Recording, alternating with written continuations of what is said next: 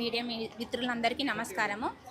నిన్న జరిగిన సంఘటన, నిన్న భువనగిరి సూర్యాపేటలో జరిగిన సంఘటన వట్టె జానన్న పైన పోలీసుల అక్రమంగా అరెస్టులు ఏ విధంగా జరిగిందంటే, ఒక బడుగు బలహీన వర్గాల కోసము ముందుండి పోరాటం చేస్తున్న తెలంగాణ రాజాధికార పార్టీ నుండి వట్టె జానన్న అక్రమంగా భూములు రిజిస్ట్రేషన్ జరుగుతున్న దగ్గరికి వెళ్ళడం జరిగింది. దాని మూలంగా పోలీసులు వచ్చి ఏం చేసిందంటే అన్నని చుట్టుముట్టి అరెస్టు చేయడం జరిగింది.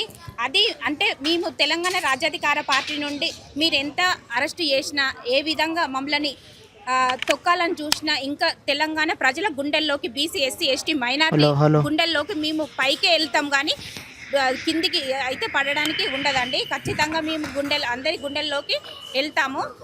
అన్నను అరెస్ట్ చేయడం వలన అన్న ఆరోగ్యం క్షీణించడం జరిగింది. ఈ బాధ్యత ఎవరు వహిస్తారు? పోలీసులు వహిస్తారా?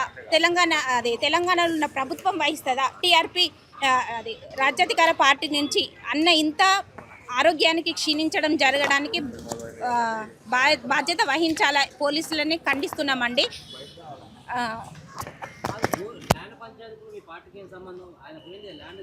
మరి పార్టీ తరపునే వేయండి కదా అన్న, పార్టీ తరపున పోతేనే కదా, ప్రజల కోసమా, బడుగు బలహీన వర్గాల కోసమే కదా వెళ్ళింది అన్న.